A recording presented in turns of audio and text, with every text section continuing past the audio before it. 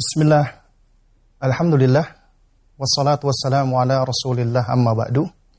Para aba dan ummahat, para ayah dan bunda yang dimuliakan oleh Allah subhanahu wa ta'ala, alhamdulillah. Anak adalah karunia yang besar yang Allah berikan untuk kita. Anak adalah amanat dari Allah subhanahu wa ta'ala. Kita sebagai orang tua, Allah mewajibkan bagi kita untuk melaksanakan, menjaga amanat tersebut. Namun, seringkali kita sebagai orang tua, kita clueless. Kita nggak tahu apa yang harus kita lakukan terhadap anak kita di dalam mendidiknya dengan cara yang benar. Agama kita adalah agama yang sempurna. Allah subhanahu wa ta'ala sudah meletakkan dan memberikan pondasi-pondasi, kaidah-kaidah di dalam mendidik anak. Dan di antara kaidah yang besar di dalam agama kita, khususnya di dalam mendidik anak, yaitu kaidah hikmah di dalam mendidik anak. Kaidah hikmah ini adalah merupakan kaidah yang mendasar, yang dimiliki oleh agama kita, agama Islam, di dalam segala hal, di dalam berdakwah, di dalam bermuamalah, di dalam berinteraksi, termasuk juga di dalam mendidik anak-anak kita. Nah, kita sebagai orang tua, kita dituntut harus memiliki ilmu, harus bisa bersikap hikmah di dalam berdakwah. Ada satu sosok di dalam Al-Quranul Karim yang Allah subhanahu wa ta'ala muliakan. Allah abadikan. Padahal dia bukan nabi, bukan rasul. Tapi Allah subhanahu wa ta'ala abadikan sosok tersebut sebagai orang-orang yang mulia. Siapa dia? Tidak lain dan tidak bukan adalah Luqman.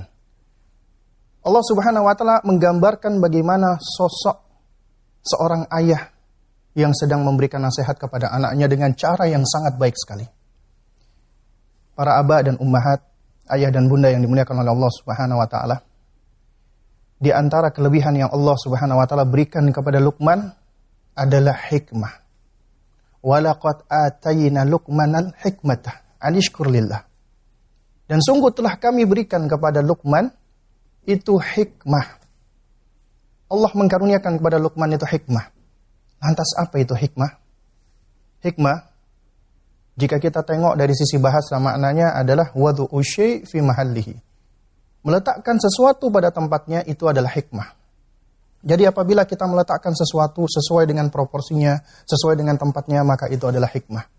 Jadi hikmah itu adalah dia memiliki makna yang serupa dengan kata adil. Dan makna yang lebih baik lagi, yang lebih komprehensif lagi adalah sebagaimana yang diutarakan oleh Al-Hafidh Ibnul Qayyim rahimahullahu ta'ala.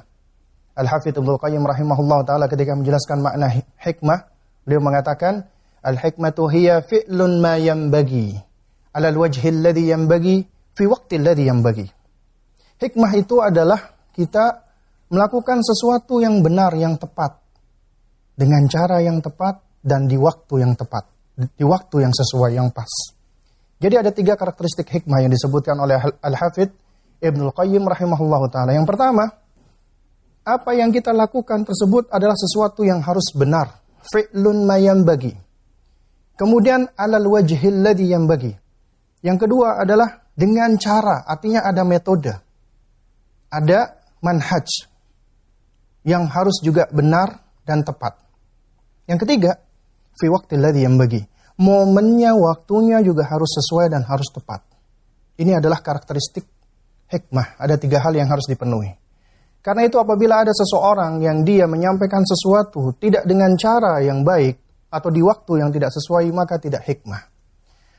Dan subhanallah, para aba dan ummahat yang dimuliakan oleh Allah subhanahu wa ta'ala, Rasulullah sallallahu alaihi wasallam, Nabi kita, Rasul kita, yang mana Allah katakan tentang beliau, wa may yantiqu anil hawa in huwa illa wahyu yuha.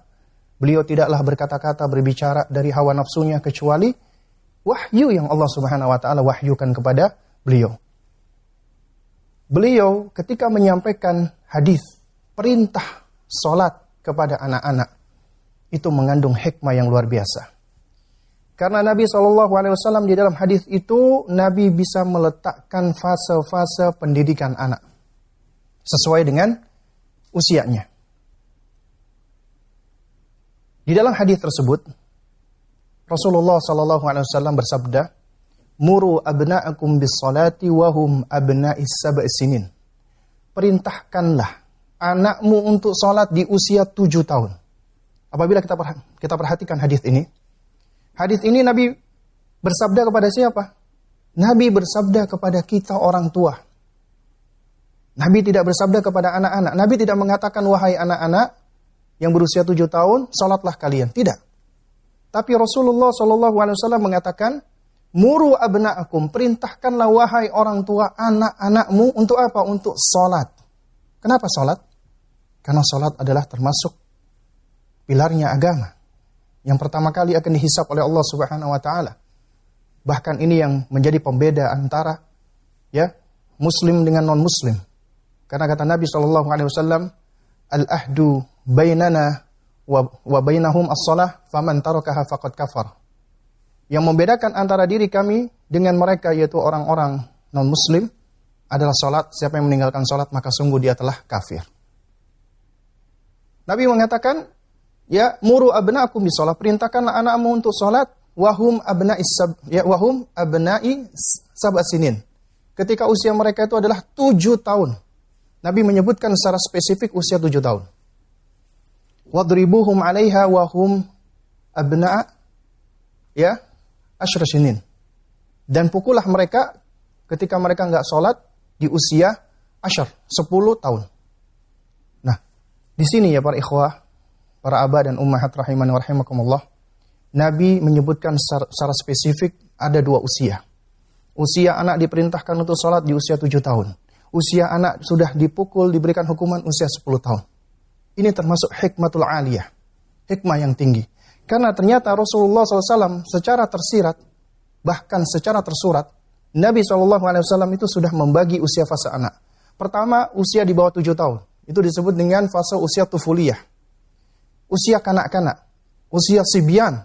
Usia kanak-kanak. Usia di bawah 7 tahun ini adalah usia di mana Nabi SAW itu belum memerintahkan anak untuk sholat. Tapi Nabi memerintahkan anak di usia 7 tahun, di usia mumayyiz. Usia 7 tahun, mumayyiz. Dan ketika Nabi masuk di dalam tahapan hukuman, memberikan hukuman, itu di usia 10 tahun. 10 tahun. Karena itulah, ya para ikhwah, para abah dan ummahat rahimani wa rahimakumullah, Nabi memberikan perhatian tentang sholat. Karena Allah juga memerintahkan kita, wa'mur ahlaka bis shalah wastabir 'alaiha. Perintahkanlah keluargamu untuk sholat dan bersabar di atasnya. Ya. Dan juga ini di antara nasihatnya Luqman kepada anaknya, untuk menegakkan sholat, kemudian beramar ma'ruf nahi munkar, kemudian sabar. Sholat, kewajiban setelah kita syahadat. Rasulullah SAW tahu tentang hal ini, tentang keutamaan daripada sholat. Yang mana sholat ini merupakan pondasi agama kita, pilarnya agama kita.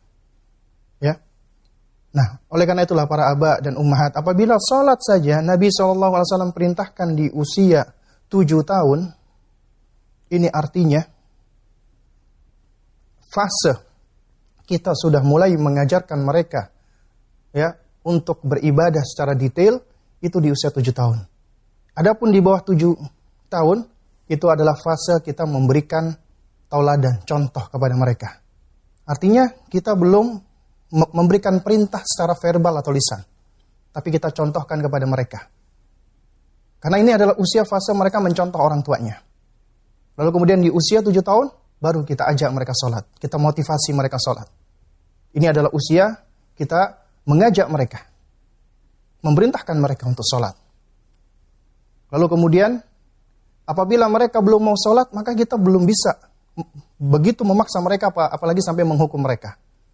Ya, tapi kita sudah mulai masuk untuk menghukum mereka apabila mereka nggak sholat di usia 10 tahun. Ada 3 tahun kesempatan kita untuk mendidik anak kita supaya sholat. Nah, oleh karena itulah para abah dan ummahat yang dimuliakan oleh Allah Subhanahu wa taala, ini adalah termasuk bagian dari hikmah di dalam mendidik anak kita. Yaitu kita harus bisa memahami tentang fase-fase perkembangan anak kita sesuai dengan usianya. Mudah-mudahan yang sedikit ini bisa memberikan manfaatnya. Wassalamualaikum warahmatullahi wabarakatuh.